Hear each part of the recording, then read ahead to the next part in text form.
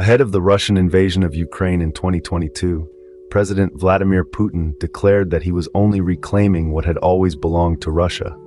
However, Putin may get the taste of his own medicine from Russia's closest ally at present, President Xi Jinping of China, who is also keen on restoring China's lost territories, possibly including those annexed by Russia as well.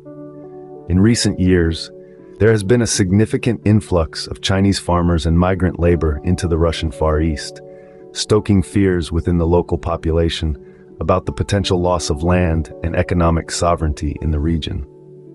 What lends credence to these fears is the fact that only a year after the onset of Russia's war in Ukraine, China's Ministry of Natural Resources issued an order in February 2023 mandating the use of former Chinese names of its lost territories in neighboring countries, including in Russia's Far East.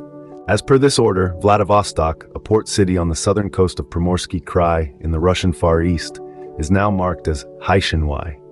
Haishanwai, which means sea cucumber cliff in Chinese, was the name of Vladivostok when Primorsky Krai was part of China, under the rule of erstwhile Qing dynasty. In 1860, the Qing dynasty ceded parts of its territory, including what is now known as Primorsky Krai, to the erstwhile Russian Empire as part of a treaty called the Convention of Peking.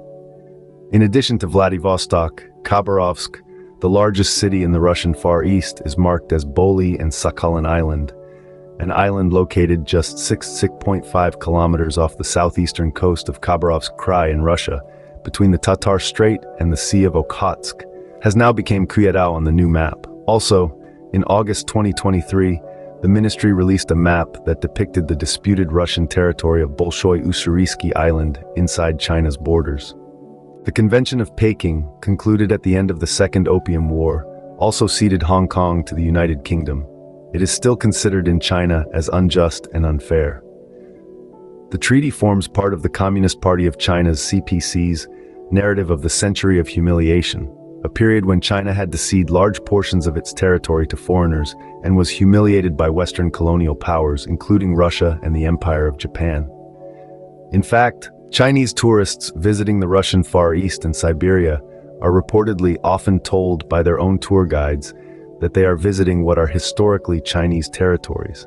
Therefore, when viewed in the historical context, the large influx of farmers and migrant labor from China inside the Russian Far East should be a worrying trend for Kremlin. According to a recent paper authored by Alexander G. Larin of Institute of Far Eastern Studies of the Russian Academy of Sciences, in several places and number of industries, Chinese migrant labor and farmers are forcing the local population out of the market. One of the reasons behind this is that Chinese workers are available to employ at cheaper rates and do not claim social security. However, Larin, in his paper, also points out that the Far Eastern region faces depopulation and labor shortage problems, and in many cases Chinese migrants fill jobs that are not occupied by the local population. Furthermore, the labor shortage problems are not entirely because of sparse population, but also because the Russians are unwilling to work in industries which they consider low prestige or low paid, and Chinese migrants are rooted into such industries to make up for the shortage. As of 2015, 97% of migrants working under permit in the Jewish Autonomous Oblast, EAO, in Far East Russia were from China, according to a demographic survey cited in Larin's paper. Of these, the Primorsky Krai had 55%, the Khabarovsk Krai had 23%, and the Amur Oblast had 7%. Aside from the migrant labor from China, the influx of Chinese farmers is a much more alarming issue for the Far East Russian population. Chinese farmers working in Far East Russia engage in growing vegetables and field crops, animal husbandry, processing of agricultural products, etc. They are infamous for using prohibited chemical fertilizers and pesticides in their farming practices, which poison the soil. There are inspection mechanisms in place which include the Roslkoznadzor, the Federal Service for Veterinary and Phytosanitary Supervision, the FSB, the Federal Security Service, the Prosecutor's Office. However, they have not been able to put a stop to this activity. Larin, in his paper, also notes that the Russian administration tends to lease arable lands to Chinese companies for durations of 40 to 49 years and provide Chinese agricultural workers with empty houses or build new houses for them. Also, not all Chinese agricultural workers cross the border into Russia legally. This has caused a sense of crisis to build among local Russian population who fear that these Chinese agricultural workers and business owners who are acquiring large swathes of land for over 40 years would gradually become the true stewards of the region. These fears were voiced by the former governor of the EAO, Alexander Leventhal, during the 2017 International Economic Forum, where he stated that 80% of the land in the region is controlled by the Chinese migrants legally and illegally, and there is hardly any arable land left for new investment projects. Lauren, in his paper, also points out that while technically the migrants from China mostly consist of temporary workers and entrepreneurs, some of them have also obtained Russian nationality over the years, and together they behave like a diaspora, as they have a strong sense of ethno-cultural unity, which they exhibit by creating public societies and press organizations, etc. This would be one of the most concerning aspects of the largest-scale influx of Chinese migrants so far as Russian Far East officials are concerned. And it comes after years of efforts by the Chinese authorities to bridge the gap between Chinese ethnicity and Chinese nationality. Thus, Beijing could try and mobilize what is Chinese diaspora for all practical purposes, living in Russia's Far East, to trigger protests against the Russian government in order to create a pretext for an invasion inside the region, should the desire ever arise. The question, however, is what would serve as a casus belli for such an invasion. This is because, at present, Chinese migrant workers are considered absolutely necessary for the running of the industries in this sparsely populated region, as the revenue generated from them is needed to sustain Russia's wartime economy. Furthermore, China already seems to have turned the Russian Far East region into a resource colony for itself, if recent remarks from certain Russian government experts are anything to go by.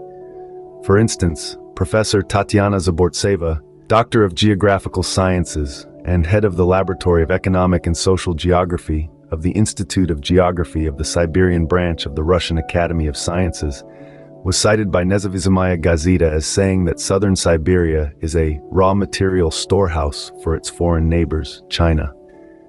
Moreover, Igor Yushkov, a leading analyst at the National Energy Security Fund, while speaking to Nezavisimaya Gazeta on the issue of Gazprom's recently launched Kovykta gas condensate field in the Irkutsk Oblast, said that Kovykta is mainly an export-oriented project, and while it will provide gas to the local people, it was created specifically for the Power of Siberia gas pipeline that runs toward China.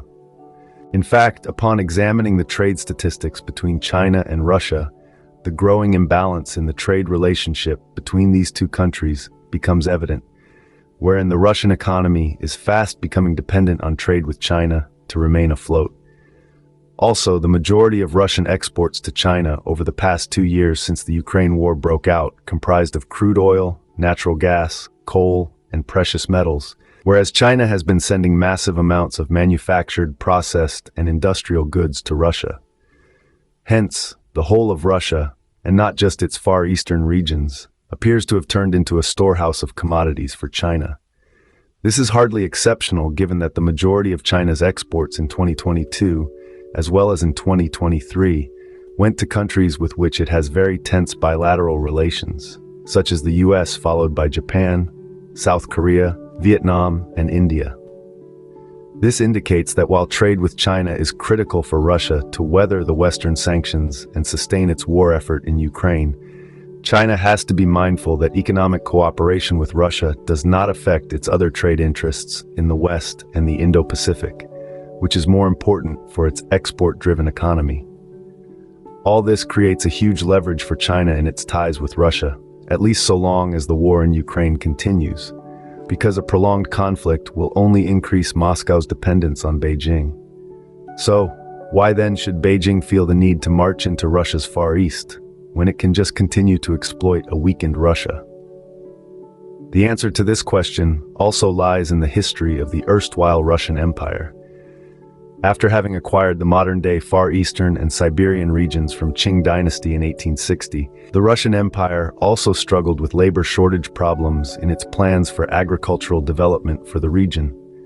The Russian Empire resolved the problem by transferring prisoners from the European part of the country as well as by incentivizing poor farmers to migrate and settle in the Far Eastern regions.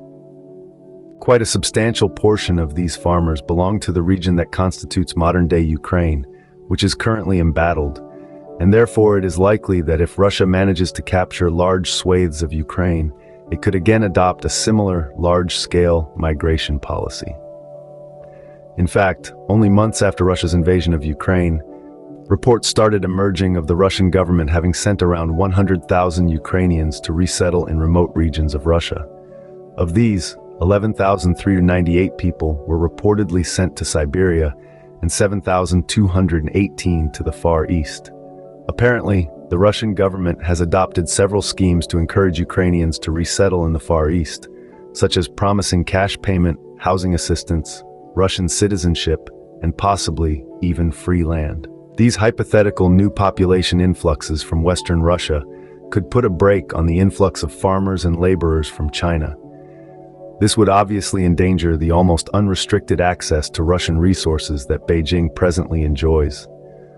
Also, the Chinese diaspora living in Far East Russia would find their dominance over the regional economy under threat.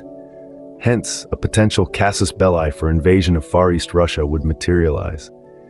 At present, there seems to be no end in sight to the Ukraine conflict, and going by the Western media reports, Russia has already exhausted substantial military resources, including those dedicated to regions bordering China, thereby making its Far Eastern regions vulnerable to a potential Chinese invasion. This all points to the fact that a prolonged conflict in Ukraine is good for China, as it continues to weaken Russia and strengthen Beijing's position, economically and demographically. In the words of a prominent Far East Russian political scientist, Andrei Kalachinsky, China has managed to get back nearly all of its former colonies, such as Macau and Hong Kong. For China, Primorsky Krai is a part of Manchuria. I think they may deliver an ultimatum to us at some point on any old pretext. The British, the Germans, the Portuguese, all of them have left the former territory of China. Only the Russians have remained.